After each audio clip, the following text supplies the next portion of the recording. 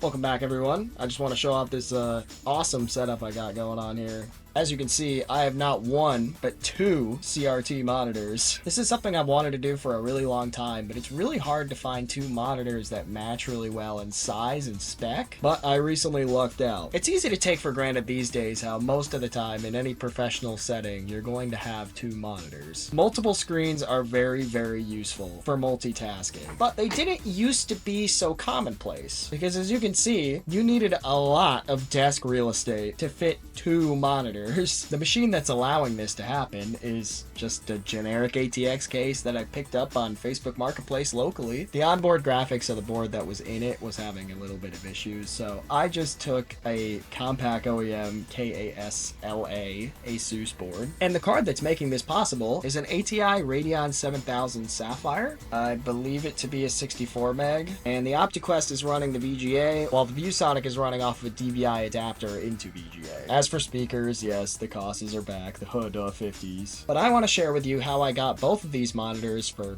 basically free. Not a lot of people talk about how they acquire the hardware in their old computer videos. I find it really interesting, because everything in my collection kind of has a story to it. So, starting off with our ViewSonic E55, this monitor very much fell into my lap. I didn't plan on getting it, I just kind of ended up with it. I was up at the tail of the dragon on the border with North Carolina and Tennessee, as I usually do, to do car stuff, you know, drive around on fun mountain roads with my friends.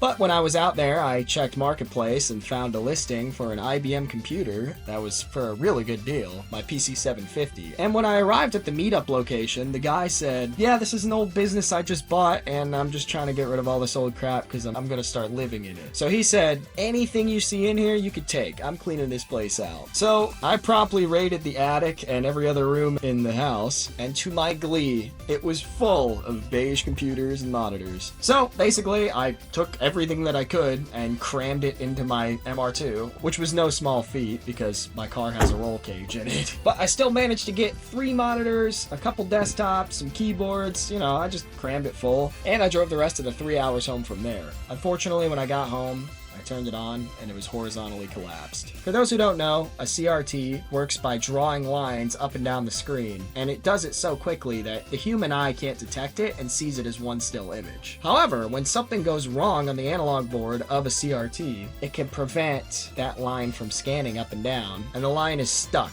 horizontally, and it just draws everything in one straight line. When I looked this up online, I said, you know what, I'm gonna go ahead and try to fix this. This was my first ever attempt at a CRT repair, and basically all I did was just look at the board, try to find what looked like it might be a bad trace, what looked like it might be loose. I was basically just blindly soldering things that didn't look perfect. I mean, hopefully it works. Doesn't explode on my table. Soldering on analog boards is great practice, but it goes without saying, please be safe when working on CRTs. They're very dangerous, and they can very much kill you. As you can see, it ended up working, and I was very pleased with myself.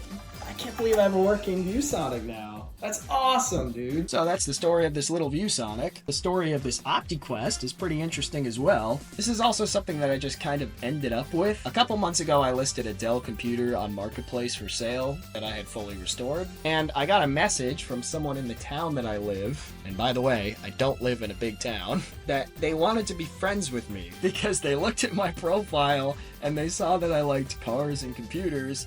And I mean, if someone reaches out on Facebook Marketplace because they want to be friends, I mean, you can't really say no to that, can you? Fast forward a couple months, same dude says, hey man, I got a monitor. I don't really plan on doing anything with it. I think it's broken. I plugged it in. It made some crackling sounds. I don't know what to do. So I got it home. Unfortunately, I didn't record any footage of it, but basically all I did was crack the case open and discover that the flyback transformer wire was grounding itself up against the side of the tube. And that's all it took. As you can see, it works great. And also the frame rate of my camera is a lot happier with this. One thing it was missing though was a stand. So I had to improvise with that. I ended up just using a generic stand off of a Packard Bell monitor, and it works great. But yeah, the ViewSonic still had its stand. It's funny, the keyboard and mouse on this setup were actually the most expensive parts because they were new old stock, also known as NOS. I need NOS. Something that was also crazy useful for this whole process was the ATI Catalyst Control Center. With the ATI Display Manager here, I was able to set them both to the exact same refresh rate to make recording much easier. I didn't do this at earlier points in the video, which is why the ViewSonic will look a lot more seizure-inducing. You know, still learning. Still learning this whole recording CRTs thing. There's definitely an art to it. I'd like to share now just how glorious this setup can be. Enjoy for the next 35 seconds as I draw my character in MS Paint while listening to 009 sound system.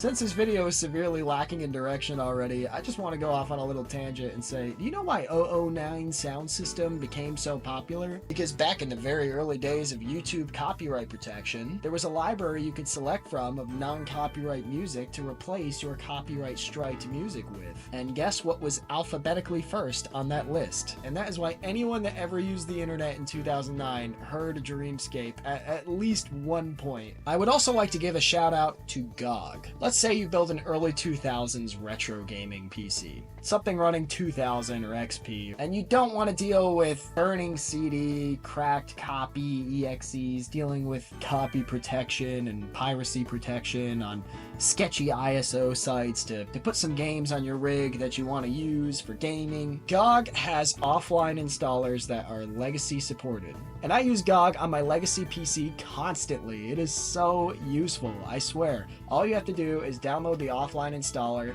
dump it onto a USB thumb drive, stick the thumb drive in your old computer, install it on XP, and boom, you have your game on your hard drive. No disks required, no EXEs, no copy protection, nothing. It's awesome. It's just super simple, and the best part is the games are cheap as hell to buy on GOG. A lot of these games routinely go on 80 to 90% sales. Not sponsored, obviously. I'm a tiny channel, but like I would like to be. If you want to like hook me up, GOG, you know, give me some dough. Let's work something out. Call me up. I'm gonna get you guys a lot of sales.